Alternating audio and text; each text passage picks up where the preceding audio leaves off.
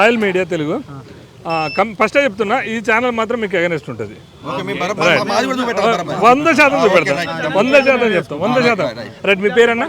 నా పేరు జక్కుల్ నాగరాజ్. జక్కుల్ నాగరాజ్ అన్న.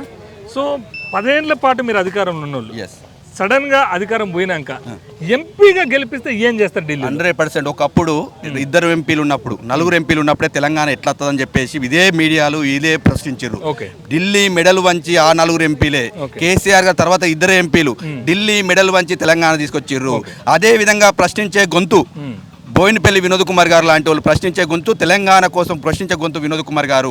ఖచ్చితంగా అది ఒక్క గొంతైనా 2 గొంతైనా తెలంగాణ కోసమే కొట్లాడుతుంది, తెలంగాణ ఆశల కోసం కొట్లాడుతుంది.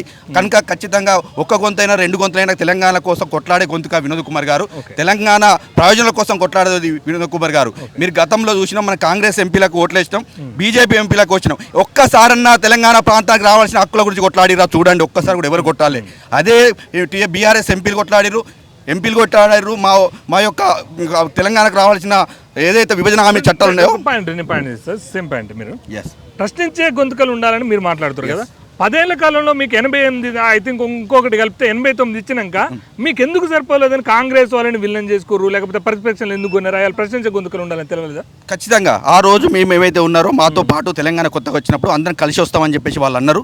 కలిసి వచ్చేదానికి తెలంగాణ అభివృద్ధికి అప్పుడప్పుడే తొడగలు వేస్తున్న సమయంలో, అడకలు నడుస్తున్న టైంలో మాతో పాటు కలిసి వస్తాం అని చెప్పేసి ఏ పార్టీలు అయితే ఉన్నా కూడా మాకు అభివృద్ధి ముఖ్యం అని చెప్పేసి ఆ రోజు వచ్చినప్పుడు మేము ఖచ్చితంగా మాతో కలిసి వచ్చారు. ప్రతిపక్షం ఏమంటుందంటే, ప్రతిపక్షం ఒక్క ఎంపీతో వాళ్ళు చేసేది ఏం లేదు, వాళ్ళ పార్టీ ఇక్కడ భూస్థాపితం కాబోతుంది, రేపు గెలిచేది లేదు, వాళ్ళకు టీఆర్ఎస్ ఓటేస్తే మురిగిపోయినట్టే. కేసీఆర్ గారు ఒక్కరోజు ఆ రోజు నాడు కరీంనగర్లో ఓడగొట్టాలని చెప్పేసి ఆ రోజు కంకరబద్దులే ఆంధ్ర మీడియా, ఆంధ్ర సంస్థలు, ఆంధ్ర ఏదో పెత్తనం అయితే ఉందో ఆ రోజు రాజశేఖర్ రెడ్డి లాంటి వాళ్ళు పెద్ద పెద్ద చంద్రబాబు నాయుడు కుమ్మక్కై ఇక్కడ కేసీఆర్ను దొక్కితే తెలంగాణ వాదమే చచ్చిపోతా అన్నప్పుడు ఆ ఒక్క గొంతుకనే ఆ రోజు తెలంగాణ కోసం ఆ రోజు ఇక్కడ కరీంనగర్లో గెలిస్తే తెలంగాణ యావత్ తెలంగాణని రగిలించింది ఆ రోజు గొంతుక. ఖచ్చితంగా వినోద్ కుమార్ గారు నిజంగా మేము ఒకటి చెప్పాలి, ఈ మీడియా ఖచ్చితంగా మాకు చూపెట్టాలనుకుంటే, బోయినపల్లి వినోద్ కుమార్ గారు 2014 నుంచి 19 వరకు ఎంపీగా ఉన్నారు. బండి సంజయ్ గారు ఏదైతే 19 నుంచి 24 వరకు ఎంపీగా ఉన్నారు. మోడీ ప్రధానమంత్రి. తెలంగాణ కోసం ఆ రోజు వినోద్ కుమార్ గారు ఈ రోజు కరీంనగర్లో స్మార్ట్ సిటీ తీసుకొచ్చి 1000 కోట్ల రూపాయలతోటి, ఎలిజిబిలిటీ లేదు, 3 లక్షలు ఏమి ఉన్నారు, 10 లక్షలు ఉంటే ఎలిజిబిలిటీ, కానీ కొట్లాడి ఆ రోజు ఈ రోజు కరీంనగర్ స్మార్ట్ సిటీ తీసుకొస్తే అందమైన నగరంగా కరీంనగర్ మారింది. అదేవిధంగా దీంతో పాటు కొత్తపేట మనోహరాబాద్ రైల్వే మా తాతలు కనగంటారు, కానీ అది ఎప్పుడు సాధ్యం కాలేదు, వినోద్ కుమార్ గారు తీసుకొచ్చారు. అదేవిధంగా 5 నేషనల్, అంతకుముందు గతంలో జాతీయ రహదారి లేదు, కానీ 5 జాతీయ రహదారులు తీసుకొచ్చారు. అదేవిధంగా వీర్నపల్లి దత్తత దయచేసి ఇలాంటి ఇదే పాటు త్రిబుల్ కరీంనగర్లో ఏర్పాటు చేయాలని కొట్లాడిండు వినోద్ కుమార్ గారు. ఇదే బండి సంజయ్ 5 ఏళ్లలో 5 రూపాయల బిల్ల, అమ్మవారి సాక్షిగా మేము వచ్చి ప్రమాణం చేస్తాం, 5 రూపాయల బిల్ల తీసుకురాలేదు. అదే ఏ గుడికి మీరు రావడానికి సిద్ధం. కనుక ఆ రోజు మాకు అధికారం లేకున్నా కొట్లాడినాం, ఢిల్లీలో తీసుకొచ్చినాం. లాబింగ్ చేసేటోడు, దమ్మున్నోడు, చదువుకున్నోడు, విజ్ఞానవంతుడు, మేధావి కాబట్టి కొట్లాడి తీసుకొచ్చిండు. కరీంనగర్ ని లండన్ చేస్తాం, అవును అయింది, ఇస్తాపులం చేస్తానన్న మీరు కట్టిన ఈ బ్రిడ్జి, నాకు తెలుసు ఆ బ్రిడ్జి, ఆ ఫ్లైఓవర్ ఉంది కదా, మీరు ఇక్కడ కేబుల్ బ్రిడ్జి కూలిపోయే స్థితికి ఎందుకు వచ్చింది? 100% అది రాలే, తప్పు మీడియా సమస్య వస్తుంది. 100% సక్సెస్ ఉంది, మంచిగా ఉంది. ఏదైనా మన ఇల్లు కట్టుకున్నప్పుడు చిన్న చిన్న పనులు వచ్చినట్టు ఏదో చిన్న దాన్ని చూపెట్టి దాన్ని భూతద్దాలు పెట్టేసారు. చెప్పండి, 1,00,000 కోట్లు దీని కేసీఆర్, 1,00,000 కోట్లు దీని కేసీఆర్, పిల్లర్లు కూలగొట్టే కాడికి వచ్చింది, ఈ సొమ్ము అంతా ప్రజా సొమ్ము అప్పులు చేసి తీసుకొచ్చిండు అనేది రేవంత్ రెడ్డి మాట. నిజంగా కాళేశ్వరం, నిజంగా చెప్పాలి మీరు, ఎందుకంటే చదువుకున్న యువత కాబట్టి, కాళేశ్వరంలో ఆ పిల్లర్ కూల్ లేదంటారా? దానికి కారణం కేసీఆర్ కాదంటారా? ఇప్పుడు కాళేశ్వరం గురించి వస్తే ఎల్ఎన్టీ సంస్థ వల్లే కదా, వాళ్ళు మళ్ళీ రిపేర్ చేసి 100 కోట్లల్లో మీకు యాజ్ టీ చేసిస్తామని చెప్పేసి వాళ్ళే అంటున్నారు. అన్నప్పుడు ఈ గవర్నమెంట్ మా మీద వివక్షతోని, మా మీద కోపంతోని, బీఆర్ఎస్ మీద, కేసీఆర్ గారి మీద కోపంతోని ఆ పిల్లర్లను చేయకుండా రైతులకు ఈరోజు నీరు అందియకుండా ఏమిస్తారండి సమాధానం? మేము ఏం కొట్లాడుతున్నామండి? పని చేయమంటున్నాం, ఇచ్చిన హామీలను నెరవేర్చమంటున్నాం. అదే కదండి మేము మాట్లాడేది. ఆ పిల్లర్లను చేపియండి, మళ్ళీ వర్క్ చేపియండి, రీవర్క్ చేపియండి. అక్కడికి వెళ్ళి మా కేటీఆర్ గారు కానీ, మా వినోద్ కుమార్ గారు కానీ, మా ఎంపీలు, మా అందరూ కూడా అక్కడికి వెళ్ళి దాన్ని సర్వే చేసి దీనికి ఇంత అవుతుందని కూడా ఒక అది క్లీన్ చీట్ తీసుకుపోయి ఇచ్చిన పరిస్థితి ఉన్నది. చేపించి తీసుకొచ్చి మన రైతాంగానికి నీళ్ళు ఇస్తే ఏమవుతుందండి? ఏమన్నా అంటే బీఆర్ఎస్ పార్టీ అవినీతి, 1,00,000 కోట్లు, ఈ కోట్లు, ఆ కోట్లు. ఇప్పుడు కనీసం ఈ గవర్నమెంట్ వచ్చిన నుంచి రైతు బంధు వచ్చిందా? రాలే. కళ్యాణ లక్ష్మి వచ్చిందా? రాలే. బీసీ బంధు వచ్చిందా? రాలే. దళిత బంధు వచ్చిందా? రాలే అంటే 100% ఇస్తాను వాళ్ళ మేనిఫెస్టోలో అయితే లేదు. మేనిఫెస్టోలో లేదు. 100% ఉన్నది. 420 హామీలు ఇచ్చారు. ఏ ఒక్కటన్నా పర్ఫెక్ట్ గా నెరవేరిన దాఖలా ఉందా? లేదు. కానీ ఇంకోటి రెండు విషయం, ఇక్కడ తెలంగాణలో కేసీఆర్ గత 10 ఏళ్ల పాలనలో ఎంతోమంది నిరుద్యోగుల నోట్ల మన్ను కొట్టిండు. నిరుద్యోగుల చావుకు ప్రబలిక లాంటి వాళ్ళు, మెడికో విద్యార్థి ప్రీతి లాంటి వాళ్ళు, అదేవిధంగా సునీల్ నాయక్ అంటే చావులు చంపేసిండు. మీరు నిరుద్యోగుల గురించి మాట్లాడే హక్కు ఉందంటారా మీకు? 100% నేను చెప్తాను. 100% ఇలా 1,00,000 ఉద్యోగాలు ఇచ్చింది గవర్నమెంట్, 1,68,000 ఉద్యోగాలు ఇచ్చింది కేసీఆర్ గవర్నమెంట్. ఇప్పుడు కూడా ఎవరైతే వీళ్ళు పత్రాలు ఇస్తారో ఆ పత్రాలు కూడా మేము ఇచ్చినాయి, మా కేసీఆర్ గారు ఇచ్చినాయి. దాదాపు ప్రైవేట్ రంగంలో కూడా 10 లక్షల ఉద్యోగాలు సృష్టించింది కేసీఆర్ గారు. ఇక్కడ ఐటీ సెక్టర్ కావచ్చు, ఇక్కడ డెవలప్ చేసింది ఎవరండి? సెంట్రల్ ఏంటంటే డెవలప్ చేసింది ఏంటంటే ఇలా మోడీని అడుగుతలేరు ఏంటండి? సంవత్సరానికి 2 కోట్ల ఉద్యోగాలు అన్నప్పుడు 10-20 కోట్ల ఉద్యోగాలు ఇవ్వేయండి. మీ ఈడీ ఎందుకు అడగదండి? అడుగుతున్నాము మేము, ప్రశ్నించే కొందుకు. ఆ రోజు తెలంగాణ ఉద్యమాలు ఉన్నాము, ఈ రోజు ఉన్నాం, ప్రశ్నించనే వస్తున్నాము. కానీ మాకు మీలాంటి మీడియా వాళ్ళు సపోర్ట్ చేయడం లేదు. కేంద్రం మీద దయచేసి కాదండి, దయచేసి మీరు మీ ఛానల్ ఒకనాడు 5 years నేను తెలంగాణ ఉద్యమకారునే నేను అంటున్నామండి. మాకు ఏ సపోర్ట్ ఆంధ్ర పెత్తనం కింద ఉన్న మీడియా సంస్థలు ఇవన్నీ. నాగరాజన్న కదా, ఒక్కసారి మీరు 10 టీవీని, ఎన్టీవీని, TV9ని, టీ న్యూస్ని అన్ని పేపర్లు గుప్పెట్లో పెట్టుకుని మీకు మీడియా లేదనడం లేదు. మీలాంటి యూట్యూబ్ ఛానల్ కానీ దయచేసి. బరిలెక్క కూడా ఇదే ప్రచారం చేసింది. బరిలెక్క కూడా ఏమైనా ప్రచారం చేసింది? ఉద్యోగాలు ఏమన్నది అదే నిన్న స్టేట్మెంట్ ఇచ్చింది. ప్రబలిక ఎందుకు చనిపోయిందంటావు చెప్పు. చెప్పండి బ్రదర్ ఒకసారి. నేను ఆయిస్టూలో ఉన్నా, నాకు మీద కేసు అయింది. ప్రబలిక అసలు Group 2 అప్లై చేయాలని చెప్పింది TV9లో, మీకు గుర్తుందా? కానీ ఆ అమ్మాయి Group 2కి అప్లై చేసింది. మీరు వచ్చింది ఒక్కటే చెప్తారు కానీ మరి ఇచ్చిన వాళ్ళకి 1,60,000 మంది ఉద్యోగాలు ఎందుకు చెప్పలేదండి మీడియా? అరే ఎందుకు ఇచ్చామండి? ఇప్పుడు 40,000 పత్రాలు ఇస్తున్నది కూడా రేవంత్ రెడ్డి గారు ఇచ్చే పత్రాలు కూడా కేసీఆర్ గారు రిక్రూట్మెంట్ నేను ఏమంటారు 100% నిలదీద్దాం. అది TRS గవర్నమెంట్ పెట్టిన ఎగ్జామ్ కి ఎవరికో మందికి పుట్టిన బిడ్డను మా బిడ్డ అన్నారు, అది వాస్తవం, అలా ఒప్పుకుందాం. కానీ ఉద్యోగం అనేది దాన్ని దేని అందం పరీక్ష పెట్టి ఫిల్ చేసేదాన్ని ఉద్యోగం అందామా, కాంట్రాక్టర్ని రెగ్యులరైజ్ చేసిందని ఉద్యోగం అన్నామా? ఎగ్జామ్ పెట్టండి. మరి మోడీని ఎందుకు అడుగుతలేరండి మీరు? మోడీని ఎందుకు అడుగుతలేరు మీరు? 2 కోట్ల ఉద్యోగాలు ఏవి, 20 కోట్ల ఉద్యోగాలు ఏవి అని ఎందుకు అడుగుతలేరు? నల్లధనం ఏది? 10 లక్షలు వేస్తా అన్న మోడీ ఏడి? 15 లక్షలు ఏడి? ఇవన్నీ ఎందుకు అడగట్లేదండి? నేనేమంటానంటే ఇప్పుడు దయచేసి దేశం పేరు చెప్పి, కులం పదం చెప్పి, మతం పేరు చెప్పి బీజేపీ బీఆర్ఎస్ డైవర్ట్ రాజకీయాలు చేస్తుంటా. ఇప్పుడు మీరు మమ్మల్ని అడిగితే మోడీని అడగట్లేదు. బరాబర్ అన్ని మేము అంటున్నాం మీడియా సంస్థ గొప్పది. దీనికి మీ ద్వారా మీతో దయచేసి ఏంటంటున్నాం అంటే మీతో పాటు ఇలా మోడీని కూడా మీరు అడగాలి, ప్రశ్నించాలి. దేశం ఒకటే అన్నం పెట్టది, మేము బొట్టు పెట్టుకుంటాం, మేము మాల శివ మన ఆల్మాన్ మాల వేసుకుంటాం, బొట్టు వేసుకుంటాం, అది చేసుకుంటాం కదా. దయచేసి మేము అందరం మనం ఇలా వీళ్ళు చెప్తేనేనా బొట్టు పెట్టుకున్నట్టు వీళ్ళు చేస్తేనేనా? కానీ మనం 100% మంచిది. మీరు దేవుని మొక్కుతాం, మీరు దాన్ని అంటలేము. దాన్ని చెప్పి ఓట్లకోకూడదు అంటున్నాం. దాన్ని చెప్పి ఓట్లకోకండి, దాన్ని చెప్పకూడదు. మరి మేము పోయినా దయచేసి దాన్ని చెప్పి కదా. యాదగిరిగుట్ట కూడా మేము అద్భుతంగా కట్టినామండి. యాదగిరిగుట్ట కూడా అద్భుతంగా కట్టి మేము చేసినామా? అక్షంతాలు అనేటి తీసుకొచ్చి మీరు బ్రాహ్మణులు రాజకీయం చేయడం కాదా? అక్షంతలు ఎప్పుడు కలిపిలేదు? అక్షంతలు ఎప్పుడు కలిపిలేదు? ఎప్పుడు ఇచ్చారు? ఎప్పుడు కలిపిలేదు మీకు? అసలు అప్పుడు మూడాలి కదా అప్పుడు పెళ్లిలే చేసుకుంటారు. పెళ్లిలే చేసుకొని మూడాలి అయోధ్య ఓపెన్ చేసినాం. అప్పుడు బయట పెళ్లి చేసుకున్న టైమే కాదు, మూడాలు పెళ్లిలే లేవు, అప్పుడు అయోధ్య ఓపెన్ చేసినావు. నువ్వు దేనికి విరుద్ధం అనట్లేదు. కట్టిన దేవుడు గొప్పే, నువ్వు టైంకి వాడుకున్నావు, దాన్ని నువ్వు రాజకీయంగా వాడుకున్నావు, అది తప్పు, చాలా తప్పు అండి. అప్పుడు మూడు నార్మల్ గా ఎంత పెళ్లి చేస్తే 10 మందిని అడుగుతాం మనం, అలాంటి నువ్వు అయోధ్య నీ ఇష్టం ఒక్కరిని డిసైడ్ చేసినావు. చెప్పండి, అయోధ్యని బీజేపీ కట్టిందా, గవర్నమెంట్ ప్రభుత్వం కట్టిందా, ప్రభుత్వం నరేంద్ర మోడీ కట్టిందా, లేకపోతే ప్రజలు కట్టినప్పుడు ఫోటోలో మంచిదండి. అయోధ్య ఫోటోలా మోడీ ఫోటో ఎందుకు, బండి సంజయ్ ఫోటో ఎందుకు, రాముని ఫోటో పెట్టి చూడండి. మీరు ఎలక్షన్ కెమెరా చూడండి, దేనికి పెట్టండి, దేనికోసం పెట్టాలి?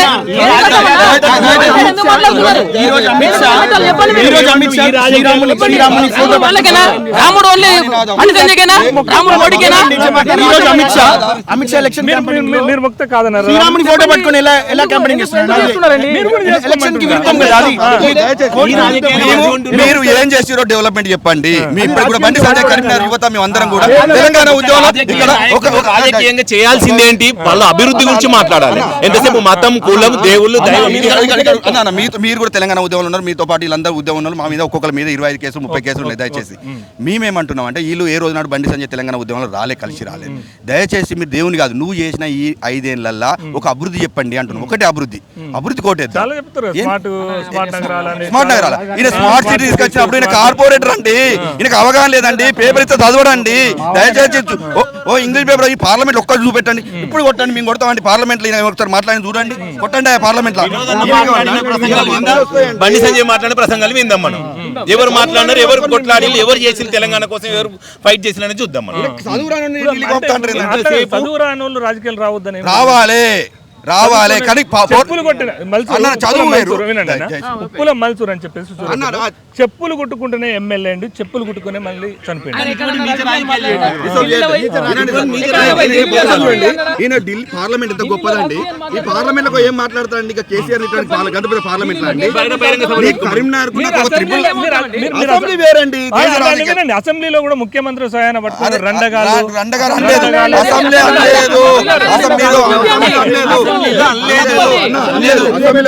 బూతులు మాట్లాడలేదా ముఖ్యమంత్రి? మీరే చెప్పండి. ఉన్నప్పుడు బూతులు మాట్లాడిండు. అది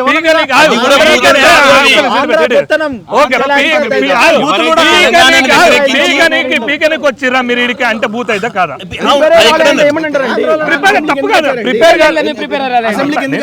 నేనేమంటా మీరు ఇడికి వచ్చి ప్రచారానికి మీరు నేను పీకనికి ఎందుకు ఇడికి వచ్చిరంటే బూత్ అయితే కాదా? కాదు. తెలంగాణ భాష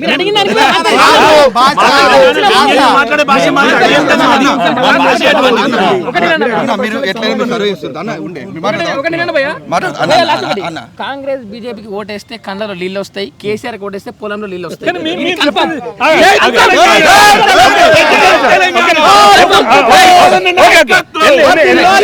ఎన్ని గెలవబోతున్నారు తెలంగాణ? మీరు సర్వే ప్రకారం 8 నుంచి 12 వస్తున్నాయి.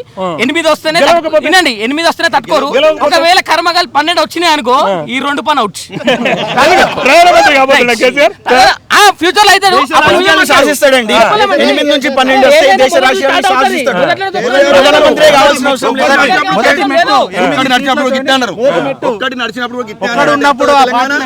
ఒకటి గుర్తుంచుకోండి, బీజేపీ దేవుళ్ళని అడ్డం పెట్టుకుని రాజకీయం చేస్తుంది. ఈ కాంగ్రెస్ దేవుళ్ళ మీద ఒట్లేసుకుంటే రాజకీయం చేస్తుంది. మా తెలంగాణ మా కేసీఆర్ మాత్రం దేవుడిని నమ్మి రాజకీయం ప్రాంతాల సెంటిమెంట్ తో మీరు రాలేదంటారా? ప్రాంతం వేరండి. రియాలిటీ చెప్పినాం. మా గోస చెప్పాం. మా 60 ఏళ్ళ కానీ మీరు గుండె మీద చేసుకొని చెప్పు. ఈ 10 ఏళ్ల నుంచి బీఆర్ఎస్ ప్రభుత్వంలో టీఆర్ఎస్ ప్రభుత్వంలో డెవలప్మెంట్ కాలేదా? ఇప్పుడు డెవలప్మెంట్ 10 సంవత్సరాలైనా 20 సంవత్సరాల నుంచి నేను పుట్టిన కాంచి నేను ట్యాక్స్ కడుతున్నా. వినండి చేస్తున్నా. నేను గుండె మీద వీడిది గుండె మీద చేసి కేసీఆర్ డెవలప్ కొంత చేసి ఒప్పుకుంటా. మీరు గుండె మీద చేసి మీరు నిజాయితీగా మీరు కేసీఆర్ సైనికులుగా తెలంగాణ బిడ్డలుగా చెప్పి మీరు గుండె మీద వేసుకుని ఒక్క రూపాయి అవినీతి చేయలేదని చెప్పండి. ఒక్క రూపాయి అవినీతి జరగలేదా? గుండె మీద చేసుకొని చెప్పండి. ఆరోపణలు మాత్రమే కేవలం ప్రశ్నిస్తున్నారు. అవినీతి చేసిరా లేదా నేను అడగచ్చు అడగరాదు కానీ నేను అంటే ఈ క్వశ్చన్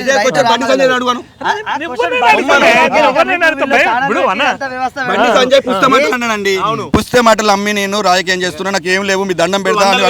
ఇవాళ అత్యధికంగా ఖర్చు పెట్టేది కూడా బండి సంజయ్. మొన్న ఎమ్మెల్యే కావచ్చు 100 కోట్లు, ఇప్పుడు 100 కోట్లు మీరు ఓట్లకి అసలు బీఆర్ఎస్ పార్టీకి డబ్బులు 1 రూపాయి పంచట్లేదా? అది పంచట్లేదండి. 5,000 కోట్లు హుజురాబాద్ హుజురాబాద్ బై ఎలక్షన్ దళిత బంధు ఇస్తే 1,00,000 కోట్లు అవినీతి చేసి కాంగ్రెస్ వాళ్ళు చేసి రాలేదా? మీరు స్ట్రైట్ గా రేవంత్ రెడ్డి మీద ఏం ఏం డిమాండ్ చేస్తారు రేవంత్ రెడ్డి మీద? డిమాండ్ చేయడానికి ఏముంది, గుంపు మేస్త్రి వల్ల డిమాండ్ ఏ ఉన్నది, మేము కాదు ప్రజలు అంటారు. ఆరు గ్యారంటీలు కాదు, ఒక్క గ్యారంటీ పర్ఫెక్ట్ అమలు ఏమన్నారు. ఈ ఒట్ల రాజకీయాలు బంద్ చేసి ఇచ్చిన 6 గ్యారెంటీలకు 6 గ్యారెంటీలు కాదు మొత్తం 420 గ్యారెంటీలను ప్రజలకు ఇచ్చిన హామీలను నెరవేర్చమని ప్రధానంగా డిమాండ్ చేస్తున్నాం. మా ప్రధాన కర్తవ్యం కూడా ప్రజలకు ఈ ప్రతిఫలాలు అందే వరకు కొట్లాడుతూనే ఉంటాం. మేము మాట కూడా ఏమంటారంటే కేసీఆర్ పాలించే విధానం రాక చేత కాక మా ఫోన్లు ట్యాపింగ్ చేసిందని ప్రధానంగా అట్టి ఆరోపణలు ఉంటే నిరూపించమనండి. మా కేటీఆర్ సవాల్ చేస్తుండు, మా కేటీఆర్ సవాల్ చేస్తుండు, నిరూపించమనండి. దమ్ముంటే తీసుకుపోయి లోపల ఏమంటుండు కదా ఉన్నాయి, మేము న్యాయస్థానాలకు పోతాం, మేము కొట్లాడు వాళ్ళని నిరూపించాలి కదా.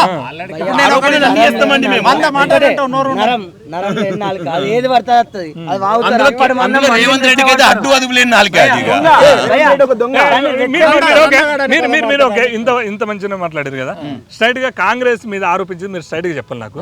కాంగ్రెస్ ఈ మధ్యన కాలంలో ఒక మీకు ఎక్స్ పార్టీ కావచ్చు కానీ వాస్తవ విషయం చెప్పాలి, అవతల పార్టీ మీద ఫేక్ వీడియో క్రియేట్ చేసి రిజర్వేషన్ రద్దు చేస్తారు బీజేపీ వస్తా అంటారు. నిజం అంటారు?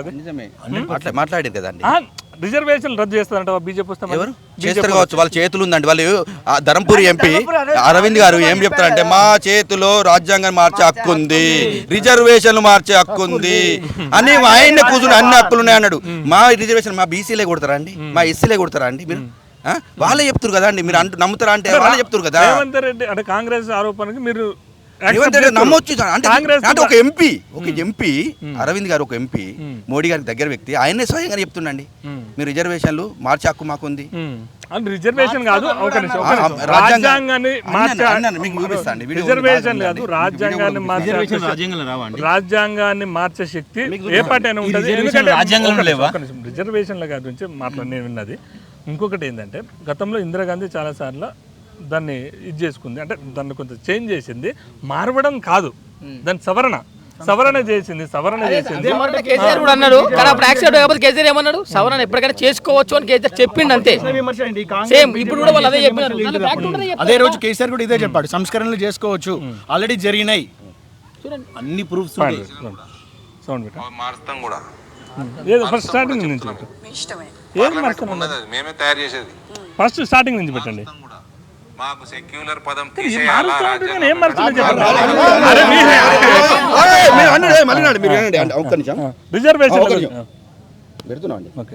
చూపెట్టాలి మీడియా మారుస్తాం కూడా చెప్తున్నా మీకు. పార్లమెంట్ ఉన్నది, అది మేమే తయారు చేసేది. మారుస్తాం కూడా మాకు సెక్యులర్ పదం తీసేయాలా రాజ్యాంగం నుంచి అంటే మాకు ఉంది హక్కు, తీసేయచ్చు మేము. ఇదేంది రాజ్యాంగం గురించి అన్నాడు ఆయన, సెక్యులర్ గురించి. కానీ రిజర్వేషన్ అనేది అనలే కదా అందులో. స్ట్రైట్ చెప్పండి, రిజర్వేషన్ అనేది చెప్పలే కదా. ఫైనల్ గా మార్చే హక్కు ఉందన్నారు. ఈ రోజు ఇది అంటారు, రేపు ఇంకోటి అంటారు. ఏదైనా మారుస్తామంటారు వాళ్ళు, ప్రభుత్వాలనే మారుస్తున్నారు. ఇదెంత వాళ్ళ చేతిలో పని. ఫైనల్ గా ఈ ఎంపీ ఎలక్షన్ తర్వాత త్వరలో కర్ణాటకలో కాంగ్రెస్ గవర్నమెంట్ కూలబెట్టే పోతులు వాళ్ళు. అంత పెద్ద ఆల్రెడీ మొత్తం బెర్త్ కన్ఫర్మ్ చేసి పెట్టి మొత్తం. మీ పార్టీలో ఉన్న వాళ్ళు కేసీఆర్ మీద నమ్మకం లేకనే వేరే పార్టీలకు లేదు, అవకాశవాద రాజకీయ నాయకులు వాళ్ళంతా వాళ్ళ అవకాశం కోసం పోతున్నారు వాళ్ళు. ఇప్పుడు సునీత మహేందర్ రెడ్డి గారు వేరు,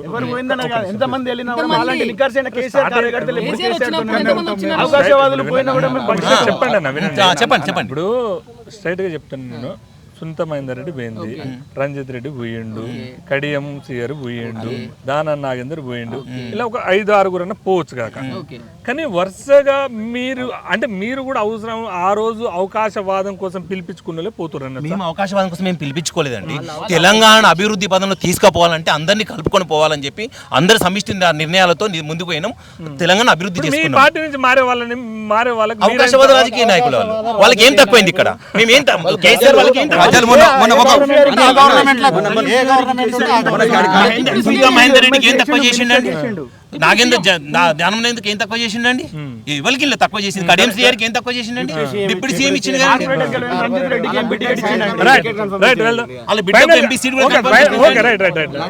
ఫైనల్ గా కరీంనగర్ లో గులాబీ జెండా ఎగరబోతుందా? 1000% ఎగరబోతుంది. ప్రజలు ఈసారి చైతన్యవంతులైన్లు, మత రాజకీయాలకు లొంగరు. 100% అభివృద్ధిని నమ్ముకుంటారు. బీజేపీ టార్గెట్ చేస్తున్న సీఎం కి పిఎం కి తేడా తెలియదు. కాంగ్రెస్ అభ్యర్థికి సీఎం ఎవరైతారు? ఇంకొక విషయం అండి, కాంగ్రెస్ లీడర్ ఎప్పుడైనా ఎక్కడికి వెళ్ళొచ్చిండు? ఎవరు తీసుకొచ్చి ఆయన ఎవరు పెట్టిందే బీజేపీ. 2 జాతీయ పార్టీలను ఒక ప్రాంతీయ పార్టీ ఓడగొట్టబోతుంది ఎంపీ ఎలక్షన్స్ లో. రాసి పెట్టుకోండి. 2 జాతీయ పార్టీలు ఒక ప్రాంతీయ పార్టీ ఓడగొడుతుంది. కావాలని చెప్పేసి బండి సంజయ్కి ఫేవర్ చేయాలని చెప్పి ఒక వీక్ క్యాండిడేట్ ఇక్కడ పెట్టిండండి. వెల్చాల రాజేంద్రరావు గారిని వీక్ క్యాండిడేట్ ను కాంగ్రెస్ అభ్యర్థుల్ని వట్టోలు పెట్టిండండి. ఇలా వాళ్ళిద్దరు ఒక్కటే. ప్రధానంగా మీరు ఇదే అంటారు.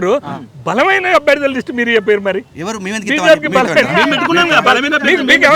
మీరు పెట్టిన వరంగల్లో మీరు పెట్టిన అభ్యర్థి బలమైన వాడ 100%.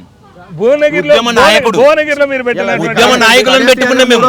చూడండి మీరు అన్న నువ్వు నన్ను అడగాలి అన్న కడేశ్రీ గారు 3వ ప్లేస్ అయ్యిండు. మేము ఇచ్చినట్టు బ్రహ్మరథం పట్టిరండి. ఇలా మోసం చేసిండు కేసీఆర్. పాపం ఎమ్మెల్సీ చేసిండు, మంత్రి చేసిండు, ఎంపీ చేసిండు. మీ గులాబీ నేతల పాపం దాకి ఓడిపోతుంది. ఉచితంగా మన ముసలమ్మ చెప్పింది చెప్పం కొంచెం చెప్తామా నీకు ఇంటికి వస్తా అన్నది. మీరు చూసిరా చెప్పం కొంచెం చెప్తా కడంగా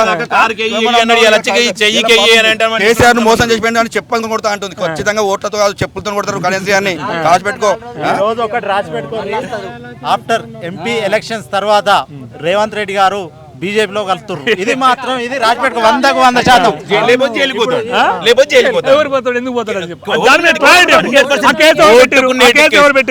అంటే వట్టి పెట్టామండి. ఎన్ని పెట్టింది కేసీఆర్. మా ప్రభుత్వమే పెట్టింది. మీ గవర్నమెంట్ లో పెట్టింది. అవును. జైలుకు పోవడంలో తప్పుందా లేదా? ఉంది. తప్పుంది. సైడ్ గా తప్పుంది.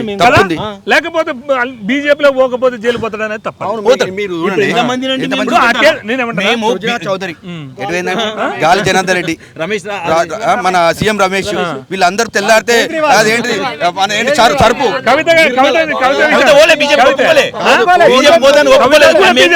బీజేపీకి లొంగలేదు కనుకనే మేము బీజేపీకి లొంగలేదు. కవిత గారిని బీజేపీలకు రమ్మంటే రాకపోతే అరెస్ట్ చేశారంట.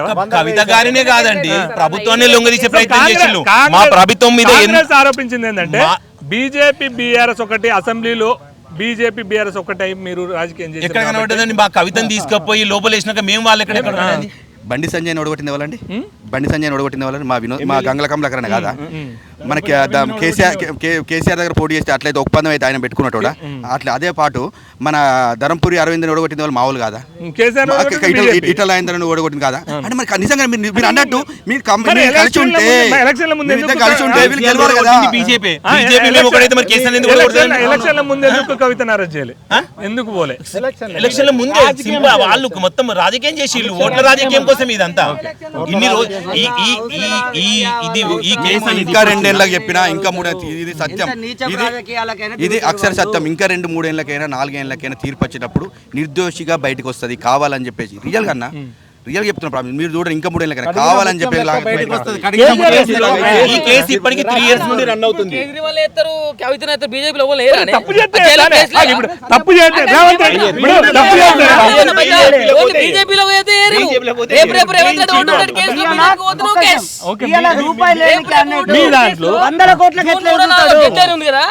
జూన్ 3-4 డెడ్లైన్ ఉంది ఓటింగ్ నెట్ కేసులో. ఒకవేళ రేవంత్ రెడ్డి బీజేపీకి పోయింది అనుకో, ఓటింగ్ నెట్ కేసు వాయిదా పడి 2-3 సంవత్సరాలు వాయిదా పడుతుంది.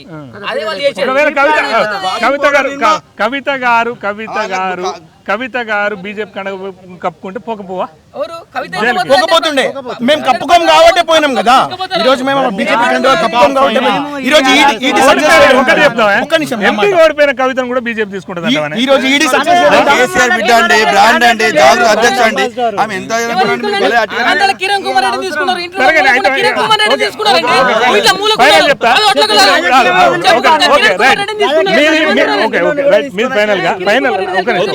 ఫైనల్ గా మీది బీఆర్ఎస్ టీఆర్ఎస్? మీది బీఆర్ఎస్ గులాబీ జెండా అరే పార్టీ అయితే బీఆర్ఎస్ అండి, ఇప్పుడు బీఆర్ఎస్ భారత రాష్ట్ర సమితి. మీరు మహారాష్ట్రలో పోటీ చేస్తాం, లేకపోతే అస్సాంలో పోటీ చేస్తాం, అన్ని రాష్ట్రాల్లో పోటీ చేస్తా ఉన్న మీరు తెలంగాణకే పరిమితం ఎందుకంటే? మేము ప్రాంతీయవాదం కోసం పోలేదు మేము అక్కడ. మేము దేశ రాజకీయాలను శాసిద్దాం అనుకున్నాం. మేము ఫస్ట్ ఎంపీలలో పోటీ చేద్దాం అనుకున్నాం. అంత లోపల మాకు ఇక్కడ చేదు అనుభవం వచ్చింది. దాన్ని బట్టి ప్రజలు ఇప్పుడు ఆమోదించాల్సిందే కదా.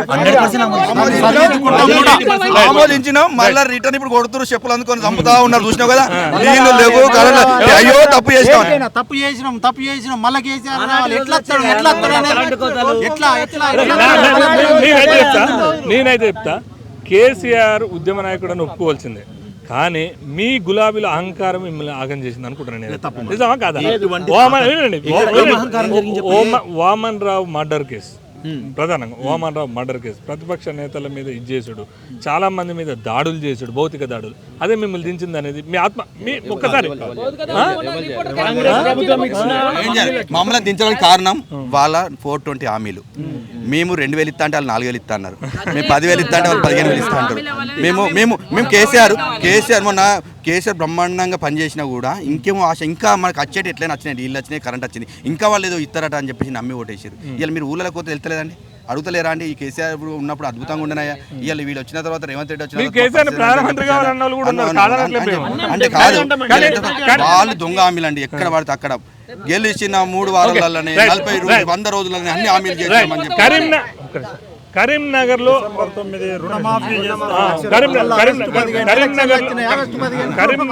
ఎంత మెజార్టీతోని వినోద్ రావు గెలవదు? 2 లక్షల మేరకు వెళ్తాం. 2 లక్షలు ప్రజలు చైతన్యవంతులు ఏంటండి? ప్రభుత్వం మీద అంత వ్యతిరేకత. వీళ్ళేమో మత రాజకీయాలు, అటు మోడీ బొమ్మ, ఇటు శ్రీరాముడు. అన్న మేము అడుగుతున్నాం, బండి సంజయ్ని మా వినోద్ కుమార్ సార్ వస్తాడు, మీరు మీ టీవీ లైవ్ డిబేట్లో పెడదాం. ఎక్కడ చౌరస్తాలో పెడతారు, గీతా భవన్లో పెడతారా, సర్కస్ గ్రౌండ్లో పెడతారా, అంబేద్కర్ స్టేడియంలో పెడతారా, మీ ఇష్టం. వినోద్ కుమార్ గారు ఉండాలి, కాంగ్రెస్ అభ్యర్థి ఉండాలి, అదే విధంగా బండి సంజయ్ గారు ఉండాలి. దయచేసి మాతో పాటు వాళ్ళని పెట్టండి. నువ్వు చేసింది ఏంది పని అడగండి. మేమంటే పార్టీ కోసం మాట్లాడుతున్నాం. మీరు అనొచ్చు, నిన్న ఒక సామాన్య ఆటో నడుపుకునేగో ఆయన వాదన వినండి. ఆటో నడుపుకుంటాడు, కాంప్లైంట్ చేయడానికి ఆయన ఉరికాడు, ఆటోలో పెట్టుకొని తీసుకొని పోయి ఏం చెప్తుంటే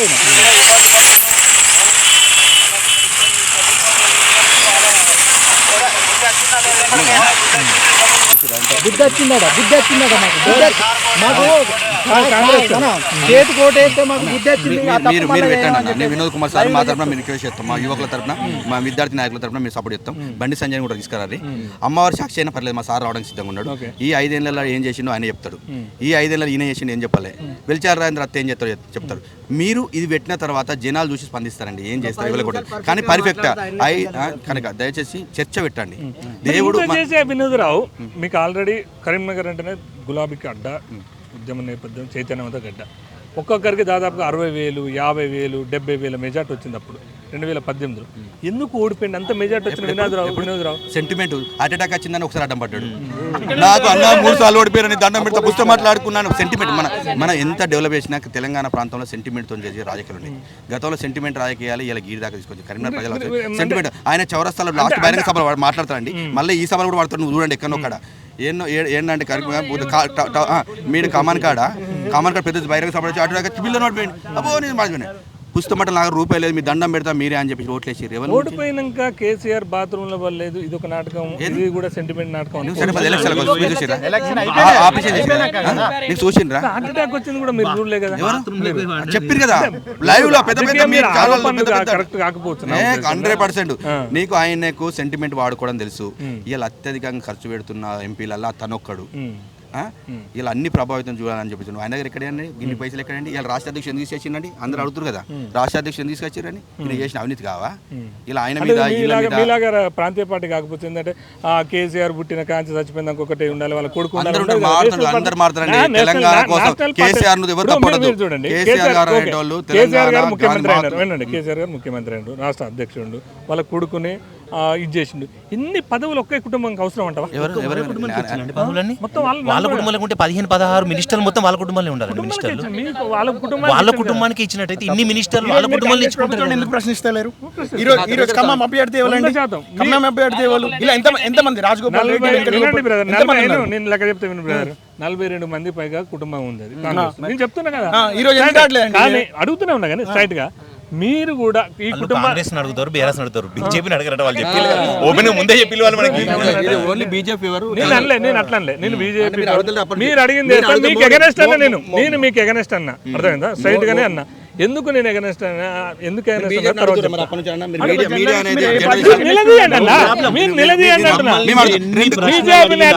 మోడీ 2 కోట్ల ఉద్యోగాలు ఇవ్వండి. బీజేపీ నేతల్ని మేము అడుగుతాం. మీరేం చేయాలి? మీరు సిద్ధంగా ఉన్నాం, ఎన్ని ప్రశ్నలు అడిగి చెప్పడానికి సిద్ధం. రాత్రి అంతా కూర్చుందాం, మేము మనం అంటున్నాం కదా, ఒక డేట్ పెట్టండి మీరు, ఒక డేట్. ఇది కాదండి, మేము ఏం చెప్తున్నాం, మేము మాట్లాడుకుంటే ఏముండదు. ప్రజలకు కావాల్సింది ఎవరికైతే ఓట్లేసి గెలిపిస్తుల్లో అభ్యర్థులను కూర్చుని పెడతాం. అంటే మీరు ఇదే గ్రౌండ్ లో మళ్ళీ మనం ఇదే విధంగా డిబేట్ పెట్టుకుందాం. ఓకే, ప్రజా తీర్పును మనం ఆమోదిస్తామా లేదా? 1000% మీరేమంటారు అంటే బండి సంజయ్ ఓడిపోబోతుండే, ప్రతిపక్షాలు ఓడిపోబోతున్నాయి, 2 లక్షలతోని వినోద్ రావు గారు గెలవబోతున్నారు. ఇది పాయింట్. ఓకేనా? రెండో, తెలంగాణలో ఎన్ని గెలవబోతుంది మీరు? ఒకటి మేము ఇంతగా అడిగినాం కదా, మా తరపున మీరు రిక్వెస్ట్ గా, మీరు ఉద్యోగకారు కాబట్టి ముగ్గురిని కూర్చొని పెట్టండి. ఇదే మీడియా సంస్థ ఎంపీ ఆయన కొత్తగా నేను ఏం చేయాలో చెప్తాడు. ఈయన కూడా పాతగా ఆయన పనిచేసిండు, ఈయన పనిచేసిండు. వీళ్ళు పార్లమెంట్ లో ఏం మాట్లాడబోతున్నారు, ఏ చట్టాలు రూపొందించబోతున్నారు, కరీంనగర్కి ఏం లాభం జరుగుతుంది,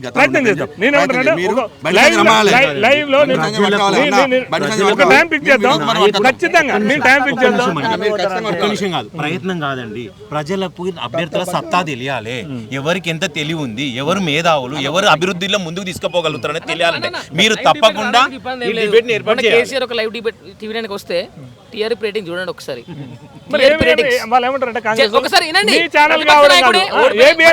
ప్రతిపక్ష నాయకుడే ఓడిపోయిన సీఎంఏ ఇంట్లో ఉన్న నార్మల్ గా ఒక టీవీ 9 లో పెడితే టీఆర్పీ రేటింగ్ ఎక్కడ ఉంది ఈ రోజు? ఆ టీవీ 9 ఇన్ని రోజుల నుంచి పెట్టినప్పటి నుంచి హైయెస్ట్ టీఆర్పీ దేనికి ఉందో చూడండి ఒకసారి.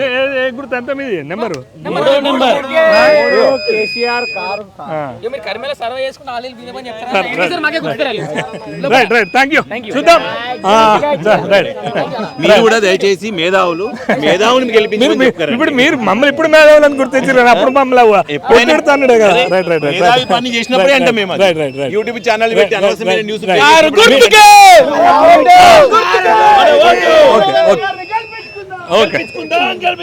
రైట్. ఇది కామన్ నాడి తీసుకుందామని చెప్పేసి అనగా సడన్ గా బీఆర్ఎస్ నేతలు ఇందులోకి రావడం, వారితో డిబేట్ చూద్దాం. నెక్స్ట్ ఎంపీ ఎలక్షన్, కరీంనగర్ లో జరిగే ఎంపీ ఎలక్షన్ ఏ విధంగా ఉండబోతుంది, ఎవరు ఈ కరీంనగర్ లో ఎవరు ఏ జెండా, కాషాయమా, గులాబీ జెండా, లేకపోతే కాంగ్రెస్ జెండా ఎగరబోతారో త్వరలోనే చూద్దాం. వాళ్ళు కూడా బీఆర్ఎస్ నేతలు బహిరంగంగా సవాల్ విసిరారు. ప్రతిపక్ష ఉన్నటువంటి అందరి నేతల్ని, వినోద్ రావు గారు కావచ్చు, సంజయ్ గారు కావచ్చు, అదేవిధంగా కాంగ్రెస్ నేతల్ని కూడా ఒక చర్చకు రండి, మేమే డెవలప్ చేసినాను, దమ్ముంటే చర్చకు రమ్మని చెప్పేసి అంటారు. మనం కూడా దాన్ని డేట్ ఫిక్స్ చేసి ప్రయత్నం చేసి వస్తారా, నిజంగా ఎవరు డెవలప్ చేసారు, ఏం చేస్తారు, ఎక్కడ ఏం జరిగింది అనే విషయాన్ని కూడా వాళ్ళని అందరి ప్రజలకు దృష్టికి తీసుకెళ్లే ప్రయత్నం చేస్తారు. చూస్తున్నాను రాయల్ మీడియా. Thank you.